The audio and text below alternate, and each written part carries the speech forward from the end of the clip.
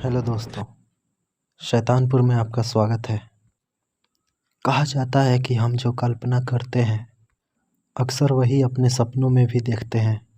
ज़्यादातर हम ऐसे सपने देखते हैं जो हमने कभी रियल में नहीं देखा या सोचा होता है, बिल्कुल एक फिल्म की तरह।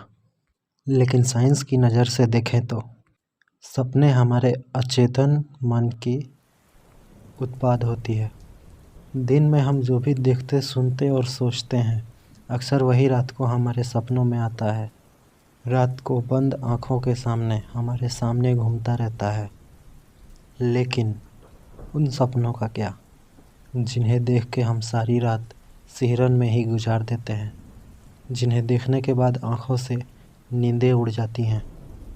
डरावनी और भयानक सपने देखकर हमारे पसीने पसीने छूट जाते हैं।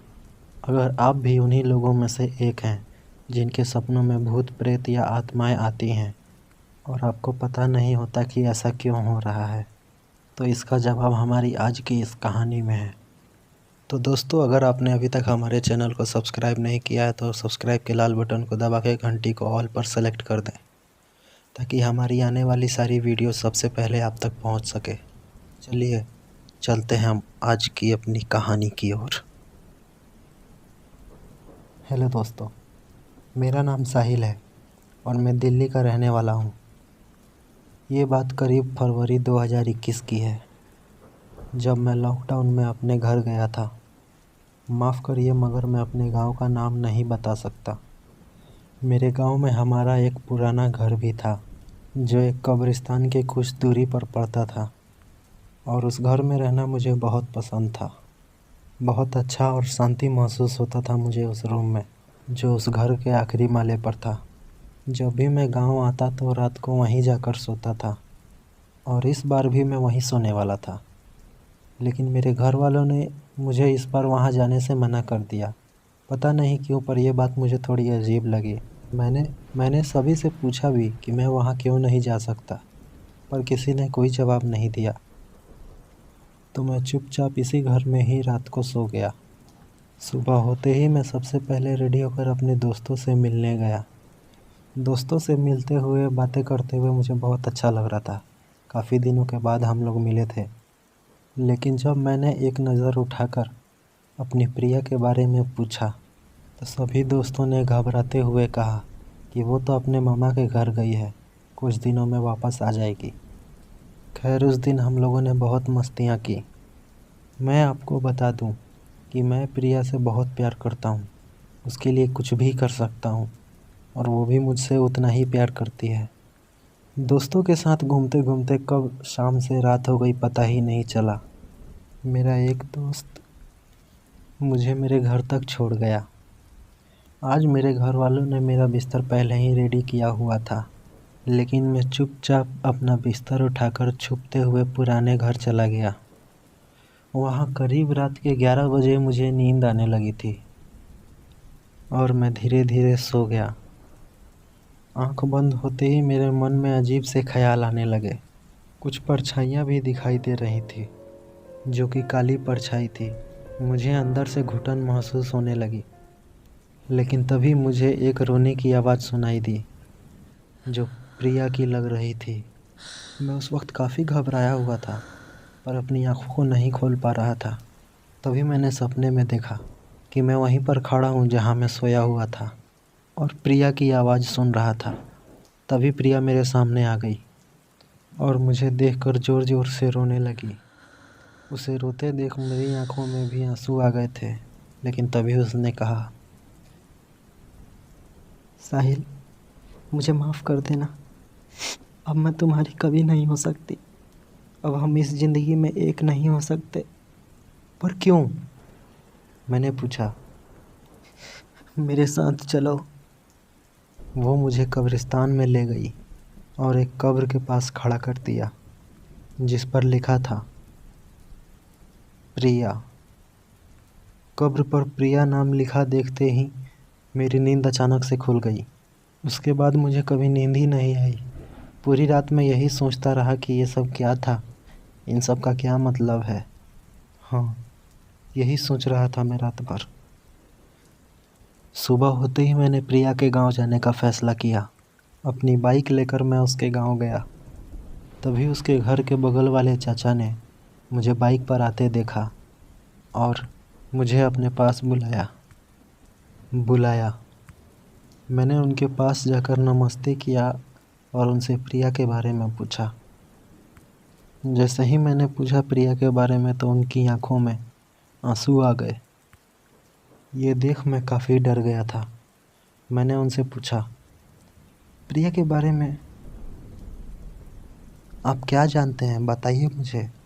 बोलिए चाचा, क्या बात है, क्या हुआ प्रिया को, कहाँ है प्रिया, बताइए मुझे। तब चाचा ने मुझे जो बताया उसे सुनकर मेरी सांसें थम सी गई थी। उन्होंने बताया, बेटा, जिस दिन तुम दिल्ली जा रहे थे उसी दिन प्रिया तुमसे मिलने आ रही थी। तभी अचानक उसे एक कार वाले ने ठोकर मार दी। उससे गलती से ठोकर लग गई थी, पर तभी वो कार वाला कार रोककर प्रिया को हॉस्पिटल ले जाने के लिए उसे कार में लिटा दिया। वहाँ इकट्ठे लोगों को उसने कहा कि वो उसे हॉस्पिटल लेकर जा रहा है और फिर खुद कार में बैठकर उसने कार तेजी से निकाली। पर जब हम हॉस्पिटल पहुंचे प्रिया को देखने के लिए तो हमें पता लगा प्रिया को वहाँ किसी ने एडमिट नहीं किया, बल्कि प्रिया वहाँ कभी आई ही नहीं थी। और उसी के 3-4 दिनों बाद गांव में शोर हुआ कि जंगल में प्रिया की लाश मिली है और पोस्टमार्टम में ये पता लगा कि किसी ने उसका रेप करके उसे बहुत तड़पाया और उसी समय उसकी मौत हो गई।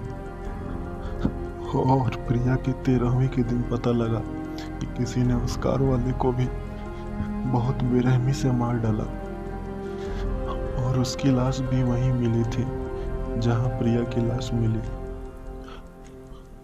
और तो और कुछ लोगों ने रात को वहां से गुजरते समय दावा किया है कि उन्हें एक लड़की की आत्मा दिखाई देती है और उनसे रो रो कर यही कहती है, मुझे साहिल से मिलना है, कोई मुझे साहिल से मिला दो, एक बार मुझे साहिल से मिला दो। मैं साहिल से बहुत प्यार करती हूँ। साहिल से मिलने के लिए मैं तड़प रही हूँ। जब तक मैं साहिल से एक बार नहीं मिल लेती मेरी आत्मा को शांति नहीं मिलेगी। प्लीज़ प्लीज़ कोई मुझे साहिल से मिला दो, मैं तड़प रही हूँ उसके लिए। ये सब सुनने के बाद पता नहीं मुझे क्या हो गया था। मैं चुपचाप अपने घर लौट आया और बहुत रोए जा रहा था, बहुत। रात को मैं यही सोच रहा था कि मुझे एक आवाज़ आई, साहिल। मैंने अपनी चारपाई से उठकर देखा। देखते ही मेरी आंखें भर आईं। वो प्रिया की आत्मा थी और उसकी आंखों में भर भर के आंसू थे और वो रोते हुए बोली, आज मैं तुमसे आखिरी बार मिलने आई हूँ। आज तो मुझे जी भर के देख लो, क्योंकि आज के बाद मैं तुम्हें कभी दिखाई नहीं दूंगी, क्योंकि मेरी आखिरी इच्छा थी एक बार तुमसे मिलना और वो पूरी हो गई। आज रात मुझे मुक्ति मिल जाएगी। ये कहकर वो चुप हो गई। उसने मेरा हाथ पकड़ा और चारपाई पर सुला दिया और खुद मेरे सर अपने जांघों पर रखकर अपना एक हाथ मेरे सर के बालों में सहलाने लगी। मुझे बहुत तकलीफ़ हो रहा था कि आज के बाद प्रिया मुझे कभी नहीं मिलेगी। वो आंखों में आंसू भर के अपना सर ऊपर करके रोने लगी। उस वक्त मुझे रहा नहीं गया। मैं भी उसको जोर से गले लगा कर रोने लगा। मुझे विश्वास नहीं हो रहा था कि मैं जिससे प्यार करता हूँ आज वो मुझसे बहुत दूर चला जाएगा। तभी वो बोली, साहिल, अब मेरा जाने का वक्त हो गया है।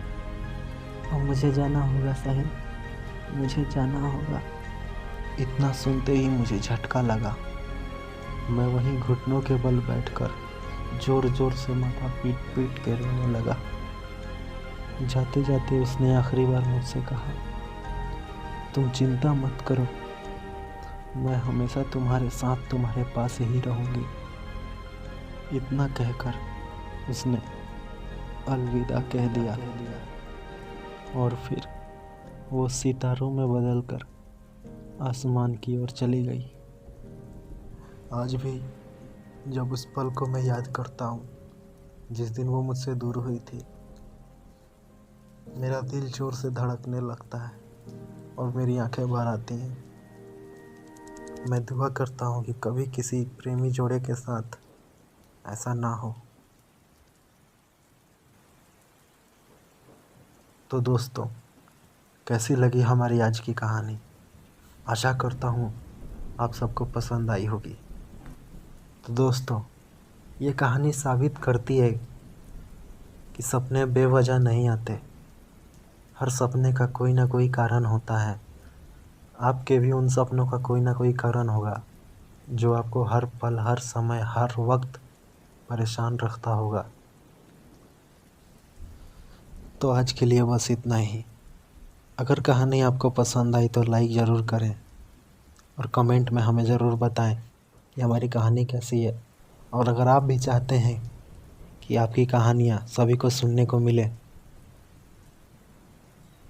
तो वीडियो पे मेरा व्हाट्सएप नंबर और डिस्क्रिप्शन में मेरा इंस्टाग्राम का लिंक है, आप मुझसे वहीं मिल सकते हैं। तो चलिए दोस्तों, फिर मिलते हैं अगली कहानी के साथ। तब तक के लिए बाय बाय।